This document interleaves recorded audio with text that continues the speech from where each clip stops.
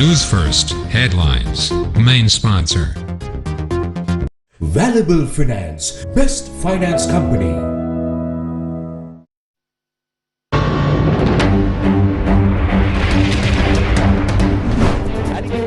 Mismanaged economy leads to Imran Khan's no-confidence vote. Gammampila speaks of a constitutional amendment to dissolve parliament without a government majority. පාර්ලිමේන්තුවේ බහුතරය වෙන කෙනෙක් අතේ තිබියදී ජනාධිපති නෙවෙයි බලවත් වෙන්නේ පාර්ලිමේන්තුවේ බහුතරය තිබෙන කෙනා. Sri Lanka seeking another $250 million loan from Bangladesh. Sri Lanka and India inks deals after Minister Jaishankar's visit. Maritime pacts with India pose no threat to national security, says the Ministry of Defence. Green Lanka National Horticulture Drive launched. Farmers warn of no harvest if no fertilizer is provided. Newsfirst headlines. Main sponsor. Valuable Finance, best finance company. Your top story tonight is a developing story from Pakistan. Pakistani opposition legislators have launched a no-confidence motion against Prime Minister Imran Khan in Parliament, hoping to remove Khan's government amid accusations he has mismanaged the nation's economy. The House will begin a debate on the motion on Thursday, and a vote is to be held within 7 days. Tariq Bashir, a cabinet member of Imran Khan's government, resigned hours after a no-confidence motion was tabled in the Pakistan National Assembly. Shehbaz Sharif, the opposition leader in the National Assembly, or lower house of the parliament, proposed the no-confidence motion against Khan yesterday. Sharif said, and I quote, "The Prime Minister ceases to hold his office after he has lost the confidence of this House," unquote, reading from the no-confidence motion telecast live on television. This House resolves that it has no confidence in the Prime Minister, Mr. Imran Khan Niazi. An alliance of opposition legislators called the Pakistan Democratic Movement has been trying to woo Khan's coalition partners away, some of whom seemed ready to desert him. Pakistan's opposition says it has the required 172 votes in the 342-seat House to remove Khan's government. Political chaos ensued after the opposition announced it would bring a vote of no confidence against Khan weeks ago, endangering the government. It marked the toughest challenge of Khan's political life. Yesterday's development came a day after Khan at a rally promised to defeat the no-confidence effort with the help of legislators from his own Pakistan Tehreek-e-Insaf or PTI party and political allies. On to news from here at home. Former minister and leader of the Pivituru Hela Urume revealed today of a process within the constitution that would allow to dissolve parliament and call for elections. මේ වෙන විට පාර්ලිමේන්තුව විසිරුවා හැරලා We are working on an effort to award the people to re-elect a government that should govern them by calling for the dissolution of parliament. Someone has misled the speaker, stating that parliament can only be dissolved in another 2.5 years. That is only required when the president wishes to dissolve parliament. However, if the parliament wishes to be dissolved, it can be done at any given time. That is mentioned in Article 71A of the Constitution. The parliament at any given time can inform the president to dissolve the house. Then the president will be compelled to do so. If a person maintains majority in parliament, it is he who is powerful and not the president. ජනාධිපති නෙවෙයි බලවත් වෙන්නේ පාර්ලිමේන්තුවේ බහුතරය තිබෙන කෙනා. අපිට දිනය කියන්න බෑ. We cannot announce an exact date. It is not possible to defeat a government without a majority in parliament. If that is to happen, there needs to be a massive public outcry demanding the government to leave. We can see that today.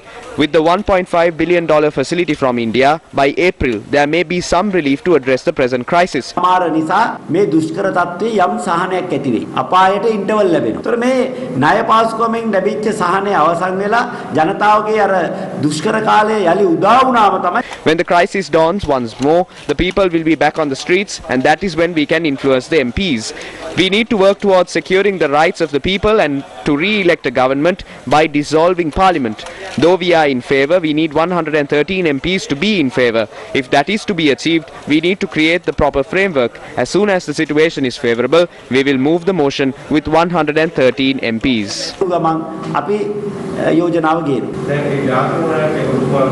එයාගේ ජීවිතය අපි රැක ගන්න ඕනේ නේ. ලියන්න තිබෙනු මල්ල ඔබා බලුණු කුමටයි කියලා තමයි පරණ කවියක තිබෙන්නේ. මේ අරගලේ තුලේ නායකයා මතු වෙනවා. ඉවසීමෙන් බලන් ඉන්න. The Supreme Court issued an interim order suspending the decision taken by the Cabinet of Ministers allowing former President Maithripala Sirisena to continue using the residence located down Mahagamasekara Mawatha, Colombo, even after retiring from presidency. Court also issued an order preventing officials from acting in accordance with the said Cabinet decision and also noted that the order will come into effect 4 weeks from today. The order was delivered by a Supreme Court bench comprising Justices P. Padman Surasena, Yasantha Kodagoda and Mahinda Samyawardana. The order was made after considering an application filed by the Centre for Policy Alternatives and its Executive Director Pakyasothi Saravanamuttu. The matter will be called up again on the 18th of May. More news will follow after the short commercial break. Stay tuned. Valuable Finance, best finance company. Register today for a Zoom workshop on new technology in Sinhala. Internet of Things for Modern Agriculture. 31st March at 3 p.m. Register via 0777 6000020. Organised by Slit Institute. Tech Bus. Main sponsor. Slit Knowledge University. Challenging convention and redefining education. Welcome back to the news. The ministerial meeting of the Bay of Bengal Initiative for Multi-Sectoral Technical and Economic Cooperation or BIMSTEC Summit got underway in Colombo today. The BIMSTEC ministerial meeting took place at the BMICH with the participation of foreign ministers from Bangladesh, Bhutan, India, Nepal, Thailand and Myanmar. The BIMSTEC ministerial meeting was held in Colombo this morning ahead of tomorrow's BIMSTEC summit that would be attended by the leaders of the 7 BIMSTEC nations. During today's meeting, we saw the foreign ministers of the 7 countries joining the meeting. 6 of them attended the meeting in person, while the foreign minister of Myanmar joined the meeting online. This is the 18th time that the ministerial meeting of BIMSTEC has been held since the group was formed. Sri Lanka's foreign minister, Professor G.L. Piris, began today's meeting with his opening remarks. Your Excellencies, the Bay of Bengal has in recent times acquired a central role in the Indian Ocean due to the rapidly growing economies of the countries. Sri Lanka's geostrategic location at the center of the Indian Ocean has been a magnet, attracting a diverse variety of nations and peoples over the centuries from far and near, or indeed European colonial powers to its shores. The 21st century belongs to Asia. Cooperation in the maritime sector through connecting ports to ports as well as developing ferry services will help promote people-to-people contact among the BIMSTEC countries. Such connectivity will undoubtedly enable the sharing of economic opportunities among our peoples. This marks 25 years for BIMSTEC. So we are presenting the charter after 25 years. It would be launched tomorrow. I think Sri Lanka has given great leadership to BIMSTEC, especially with the charter. The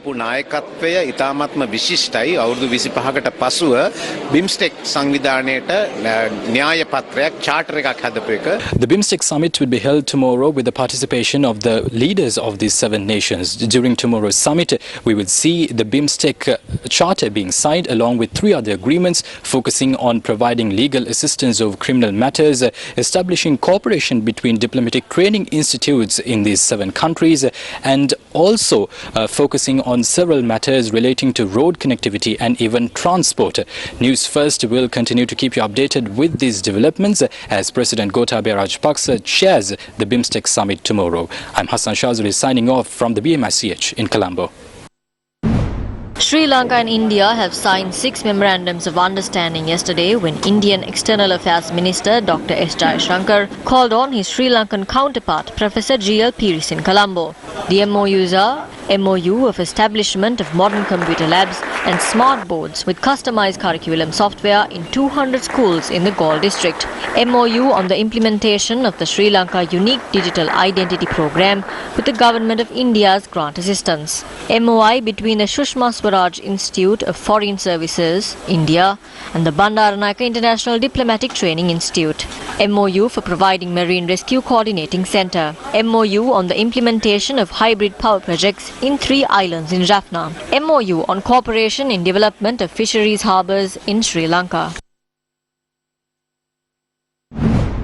The Ministry of Defence said that the recently signed maritime security pacts with the Government of India will neither result in hindrance nor threat to the national security of Sri Lanka.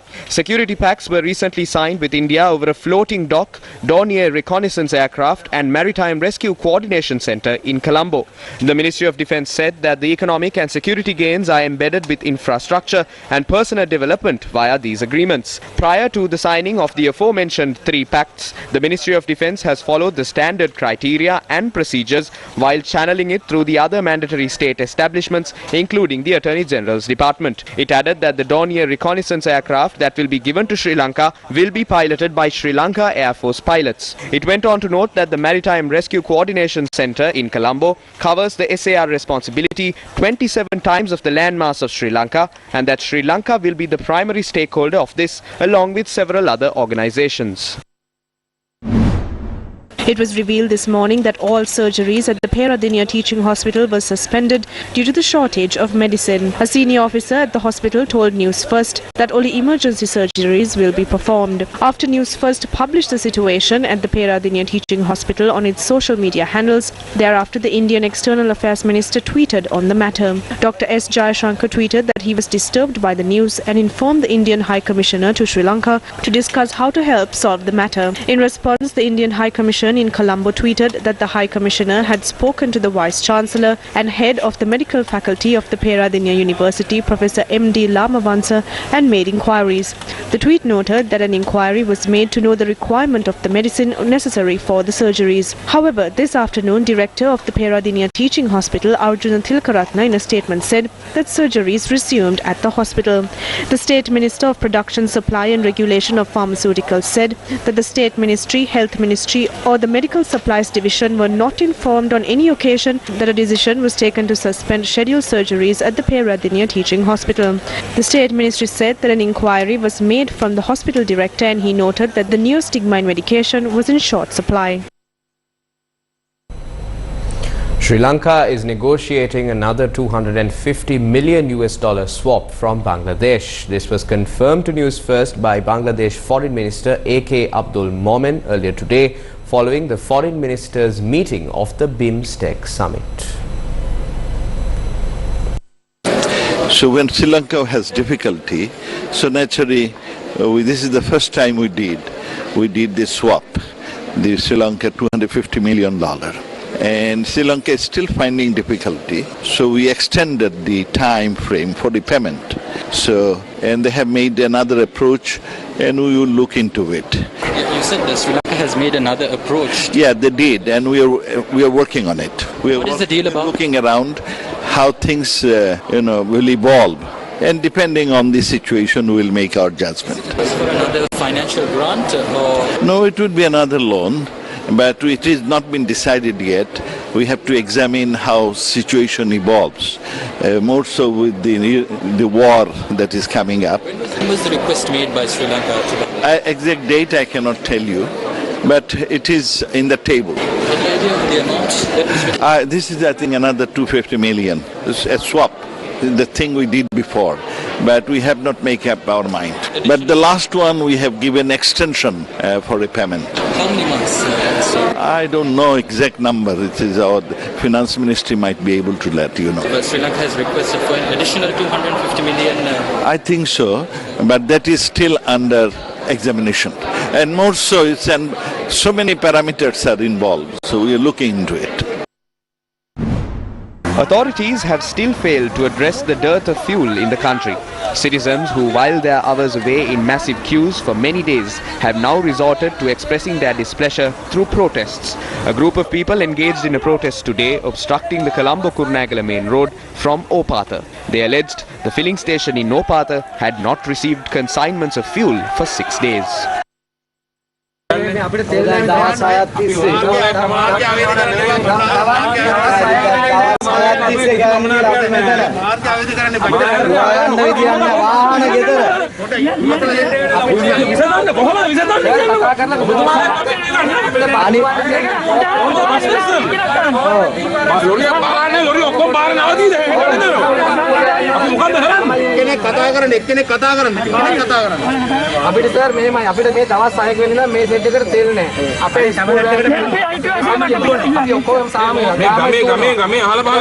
Machine දුවනවා මේ bus 20ක් විතර තියෙන පුජ්ජලේ මේ bus 5ක් 6ක් තියෙන පුජ්ජලේ අපි මැෂින් 4 5ක් තියෙනවා අපිට එක තෙල් ටිකක් නෑ අපි දවස් 6ක් මේකට අදාළ උත්තරේ මේ අපිට මේකට ආවද සෙට් ඔක්කොටම ඇවිල්ලා තියෙනවා තෙල් ටික ගෙනල්ලා දෙන්න කරුණාකර මේක මේ අයින් කරගන්න ඔබතුමා පොරොන්දු වෙනවා තෙල් ටික ගෙනල්ලා කියලා මෙතන යන්නේ තෙල් ටිකක් ගෙනල්ලා දීලා යන්න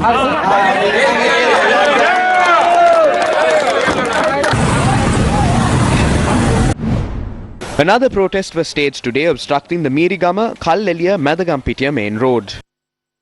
අපි තෙල් ටිකක් ගහගෙන හම්බ කරගත්තොත් තමයි දරුවන්ට කන්න දෙන්න ඕන. අපි මොනවා කරලා කන්න දෙන්නද කියන්න ගෙදර යනකොට කරුවලයි ගෙදර. පොලිමේ යකට යනකොට තෙල් නැහැ. එතකොට අපිට මෙහෙත් නැහැ එහෙත් නැහැ. මහත්තයා ගිය 24 වෙනිදාම සල්ලි බැන්දේ. ඉතින් මොකද කරන්නේ මහත්තයා? එතුමා කියනවා තෙල් අතිරික්තයල සෙල් වල භාණ්ඩ ලියක් නැලු ආපහු ගෙනියනවා. තෙල් තියනවා මෙච්චර. However, the crowd dispersed, although their concerns were not addressed. While one set of citizens expressed dissent over the fuel shortage, another set can be seen in queues to pump fuel. අර තෙල් නැමැතියා කියනවා මේ බඩු තියෙනවා ලෝන තරම් ගන්න. කොහෙ තියෙන්නේ? මේ මිනිස්සු බලන්න කොච්චර දුක් විඳිනවද කියලා. මරිච් කෙනෙක්ද? ඔව්. ඔව්. ඔච්චර තියෙනවද? හා. ඕලේ තමයි තෙල් ටිකක් ගන්න විදිය නැදෙන්නේ. Many vehicles assigned for essential services, including those of the Ministry of Health, were seen at a queue opposite the filling station in Union Place, Colombo, since this morning.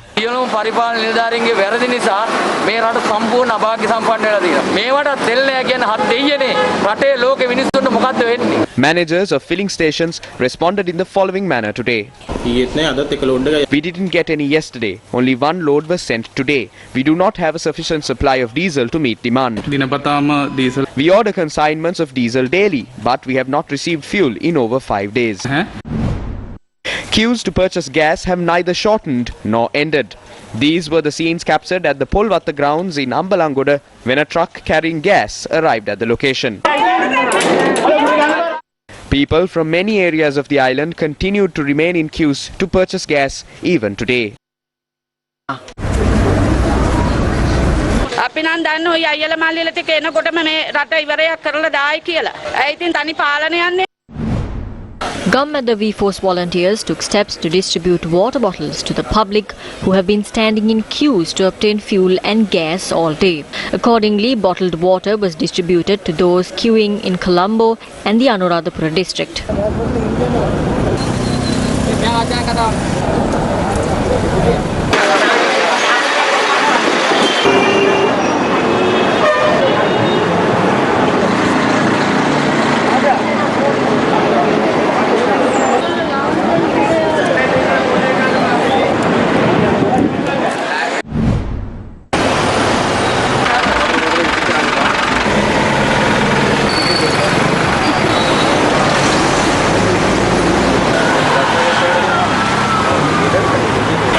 Many donors joined hands with Come at the V-Force in this effort. Not only was bottled water distributed, but Come at the V-Force volunteers also ensured that all used bottles were collected without being discarded in the environment. Here's Sri Lanka's Energy Minister responding to queries from reporters in Colombo on the fuel crisis. ටිපෙට්කෝ ඉන්ධන පිරුම්හල් වහලා ඔබතුමා ගියේ නැද්ද බලන්න? මම ගියා බලන්න. ඊයේ සමහර Yes, I visited them. Yesterday, each station was delivered 2 Bowsers each. But by dawn, they had run out. When a diesel Bowser and petrol Bowser is delivered, they sell them for 2 or 3 days. However, if a Bowser comes at 9:30, it is over by 11:30. අද උදේ 9ට ආවොත් 11 මාරනකොට bowser ඉවරයි. එතකොට ඔබතුමා ඔය කියන විදිහට මොකක්ද අත්‍තරම සිද්ධ වෙලා තියෙන්නේ? මගදී ඉන්ධන වාෂ්ප වෙලාද? නෑ වාෂ්ප වෙලා නෙවෙයි. No, the demand has increased. ඒක තොග රැස් කරා ගන්න. දැන් තොග රැස් කරනවා. මීට ඉස්සර ඔයගොල්ලෝ ෂෙඩ් වල දැක්කද? There is stockpiling. Have you ever seen people bringing gallons to collect fuel? At every filling station, there is a large number with gallons compared to the number of vehicles.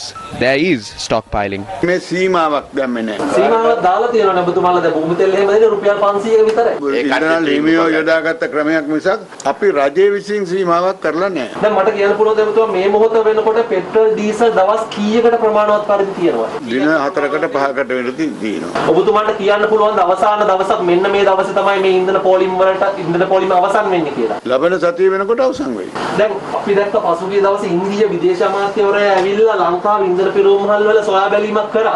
ඔබතුමා ඉන්ධන පිරෝමහල් කීයකට ගිහිල්ලා සොයා බලලා තියෙනවා? මම හැමදාම පාරදී කියන හැම ඉන්ධන සලකුවම බලාගෙන තමයි එන්නේ. ඒ නවත්තලා විමසලා බලනවාද ඉන්ධන මොන ඒවා තියෙනවද? විශේෂයෙන් මම දන්න ෂෙඩ් වලට මම උදේ නැගිට්ටම ටෙලිෆෝන් කරලා අහනවා ඔයගොල්ලන්ගේ ඉන්ධන තොග කොච්චර තියෙනවද? හරි බොහොම ස්තුතියි. Sri Lanka's foreign reserves were at approximately $8 billion by the end of 2019, and today it has dropped to almost $2 billion. Economists opine that the reserves which can be used as expenditure are at an even lower rate. Against this backdrop, Sri Lanka has approached friendly nations such as China, India and Bangladesh to seek financial assistance to purchase essential goods required for the country. Sri Lanka has obtained approximately $2.4 billion from India in 2022 alone.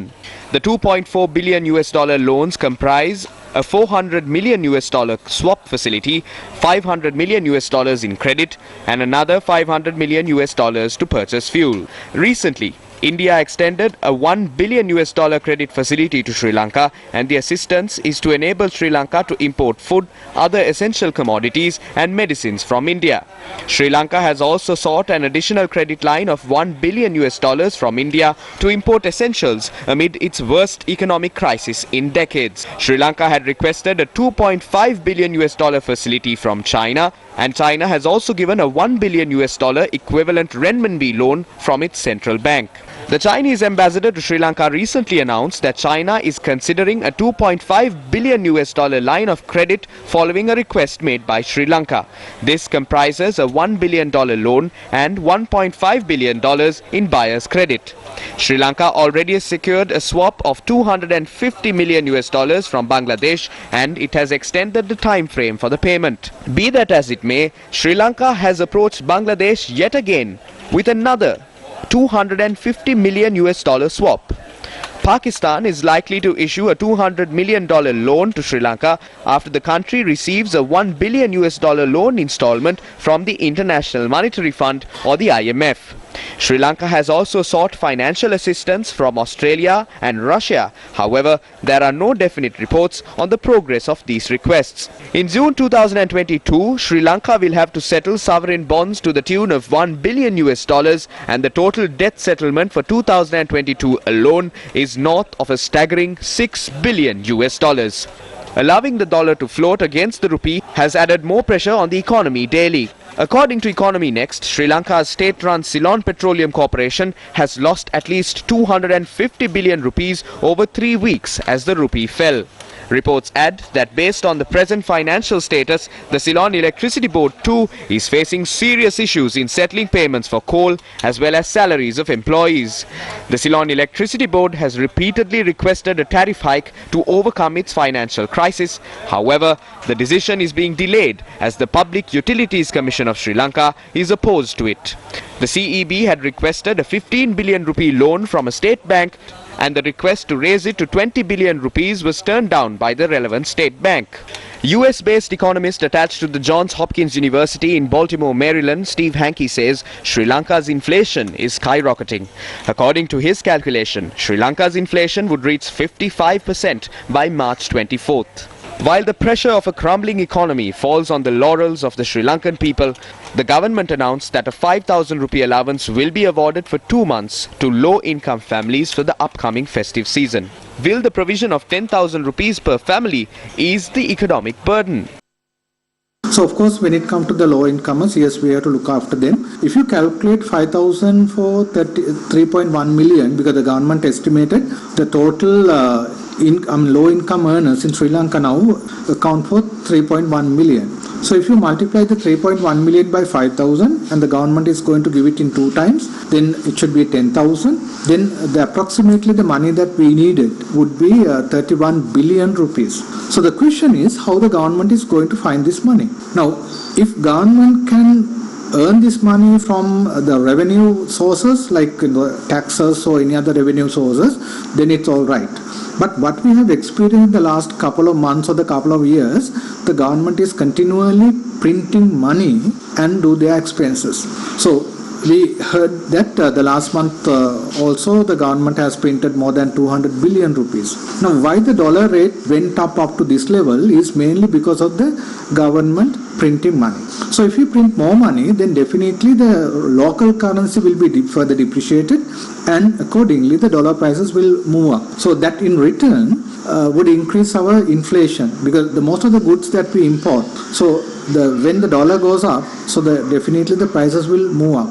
If something happened in the dollar, that will impact onto the entire market. So whether it's imported or the locally produced, so all the prices will move up. So currently we experience 17.1 over 17.1 inflation. They're the highest inflation in Asia. And if the government is continuously printing money in this way, the inflation will be further increased, and finally our innocent people would penalize, especially the middle class people would be highly penalized because of this inappropriate financial decision taken by the government. 10-hour-long power cuts will be imposed tomorrow due to the unavailability of fuel for 750 megawatts of thermal capacity. This announcement was made by the Public Utilities Commission of Sri Lanka. Now the power cut schedule can be found on our website www.newsfirst.lk.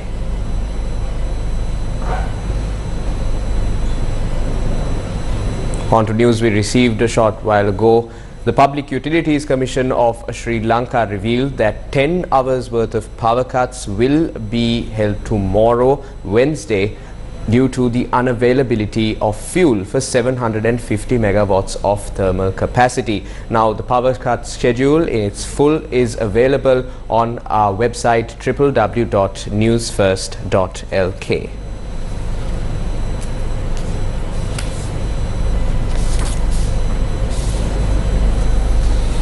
Take a look at more local news. The Green Lanka National Horticulture Drive to create 2 million home gardens commenced today.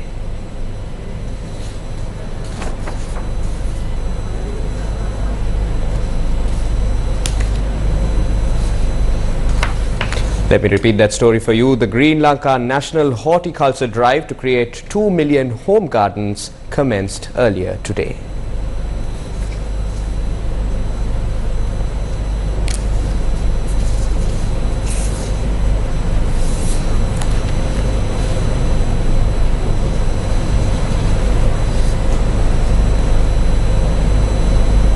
We seem to be experiencing certain technical difficulties in the meantime.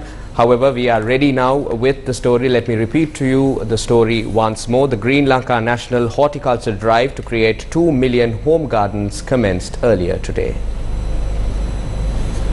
The program titled Sustainable Establishment, Let's Start from the Garden was launched at the auspicious time of 9:18 am today. Prime Minister Mahinda Rajapaksa took part in the program by planting a sapling at the temple trees. Army Commander General Shavendra Silva took part in the program from the Sri Lanka Army headquarters.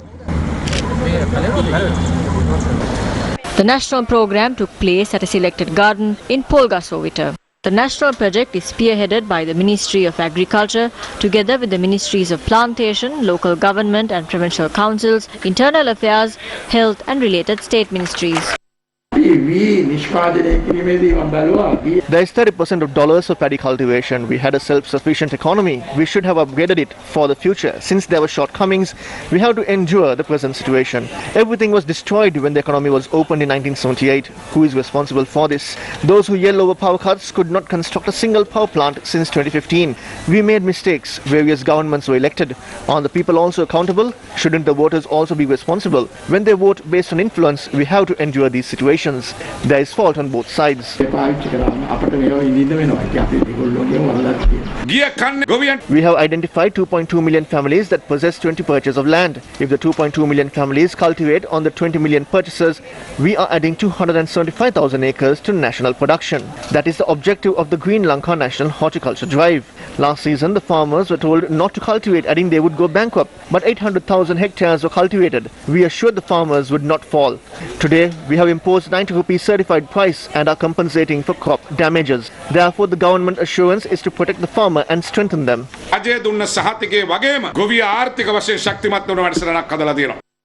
Farmers say they are speculative about farming this year's season as they are unsure if they will receive sufficient fertilizer. Farmers emphasize that even though authorities discuss matters regarding releasing water for farming activities, there is no viable plan to supply fertilizer. According to farmers, urea in the domestic market has increased to a price between 26,000 to 35,000 rupees.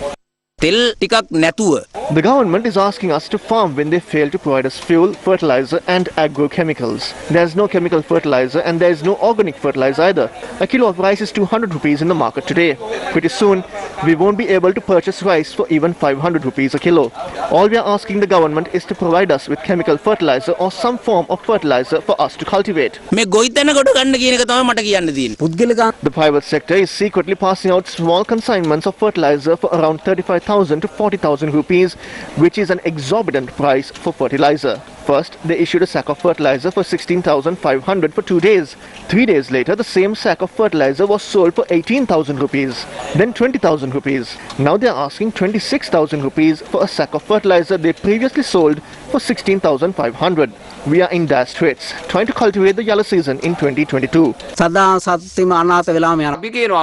We demand the government for 3 things. First, give us the compensation you promised us. Second, give us chemical fertilizer. Third, give us weedicides. They will finally be happy when people die of starvation, standing in rice queues. They still haven't decided on chemical fertilizer. Is imported rice organic? They're importing rice because they're getting a commission out of it. They should put an end to these shameful acts. We need a response from the government immediately. Are they going to provide fertilizer or not for this yellow season? Then we can decide if we are going to cultivate this season or not. We protested. We surrounded their organizations. They still don't listen to us. They will have to eat hay once they feed in 2,000 kilos of paddy to the machines this Aurudu. We will not cultivate this yellow season if they don't give us fertilizer. However, the Department of Agriculture communicated that they have ordered sufficient stocks of fertilizer for this yellow season. Director General of Agriculture Ajanta De Silva said that it must be inquired from the Fertilizer Secretariat when they are planning to distribute fertilizer. Fertilizer companies stated that they will provide locally produced organic fertilizer for this yellow season. Chairman of the Colombo Commercial Fertilizer Limited, Metsiri Vijayagunawardana, told Newsfirst that they will not import Indian liquid nano fertilizer this yellow season and that they are negotiating prices and conditions with China to import organic fertilizer this season.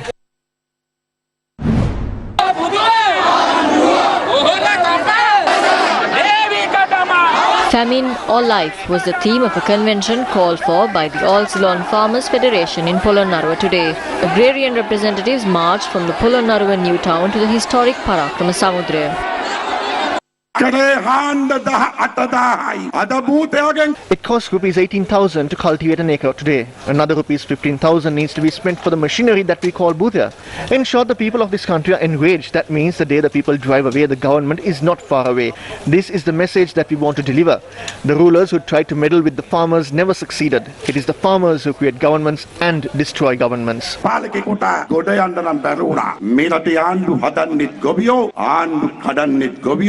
මෙතෙන්ට එක දිගට කෑ ගසමින් ගිගුම් දෙමින් ආවේ කුමක් වෙනුවෙන්ද? පළමු කරුණ තමයි අද අපේ රටේ පීඩාවෙන් පීඩාවට පත් වී තිබෙන Why did we come all the way here chanting slogans? We are speaking of the issues that have battered the Sri Lankan farming community. We are demanding Gotabaya Rajapaksa and his government immediately solve the issues of the farmers. Protests were organized against the agriculture minister, the government and the president. Protests took place in the paddy field, cultivations and every other place. However, this president did not pay any attention and did not listen to the woes of the people. He cannot feel it, see it, nor hear it. පළවා හැරීම සඳහා ගොවි ජනතාව පෙළගස්සන්න ඕන, සංවිධානය වෙන්න ඕන, පෙරට ගේන්න ඕන. එවැඩ Before moving further, we wish to apologize to our viewers regarding the technical difficulties we experienced a short while ago. Taking a look back at a story we visited a short while ago, 10 hours of power cuts will be imposed on Wednesday, that is tomorrow, due to the unavailability of fuel for 750 megawatts of thermal capacity. Now, this announcement was made by the Public Utilities Commission of Sri Lanka. The power cut schedule can be found on our website www.newsfirst.lk. Many areas in the country experienced 7-hour power outages today. According to reports, the Kalanithissa power plant that adds approximately 280 to 300 megawatts to the national grid is not in operation as it has run out of furnace oil. The barge-mounted power plant that provides 60 megawatts and the Sapukaskanda power plant that provides 117 megawatts are not in operation. In addition, several small power plants in Kolonnava, Matugama and Tulhiriya are also not in operation due to the shortage of furnace oil. In more news from here at home, Indian External Affairs Minister who is touring Sri Lanka, Dr. S. Jaishankar, called on opposition leader Sajith Premadasa today. The meeting between Indian External Affairs Minister and the opposition leader took place at the official residence of the Indian High Commissioner to Sri Lanka. Several opposition MPs, including Dr. Harsha De Silva and Eran Wickramaratne, were present for the meeting. Silent protests have been a common sight in many areas of the country, and even today silent vigils were held across the country amidst mounting issues that are yet to be resolved. A silent protest was held in Kumbula today. Protesters held placards and engaged in the protest.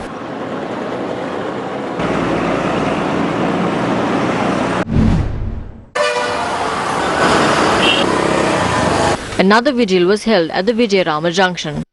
We are here today because of our children. Our children need a better future. So I am begging our people somehow find a way to protect our country for our future, protect our motherland without selling it. The signing of Sri Lanka, Paradise Lost, Paradise Regained, a book written by chairperson of All Party Group on Sri Lanka, Right Honourable Lord Naseby, was held in Colombo today. Several dignitaries and politicians, including parliamentarian Padli Champaka Ranavaka, Army Commander General Shavendra Silva, Secretary to the Ministry of Defence Kamal Gunaratne, and Minister of Foreign Affairs Professor G.L. Pires took part in the event. Sri Lanka, Paradise Lost, Paradise Regained is comprised of 19 chapters covering 333 pages. It also provides appendices of 54 pages containing his letters and memos written to various political authorities in UK, UN and other relevant agencies. Time is such an important healer, can be, and time because you as a country have young people of enormous talent. Many of you will know the London Stock Exchange. The software for that was produced by two young Sri Lankans. And there are others in many walks of life, particularly in the modern world, where young Sri Lankans are leading. Objectivity, non-selectivity. Non-selectivity is a mantra.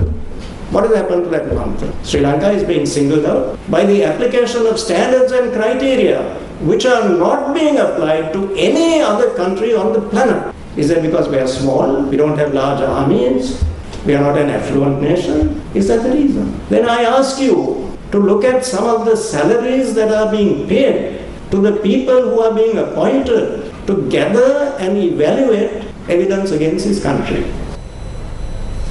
And with that, it's a wrap of Primetime News on TV1. For the Newsfirst team, I'm Drama Ratnayaka alongside our sign language interpreter for tonight, Tarka Gabriel. Do remember to take care, stay safe and have yourself a good night.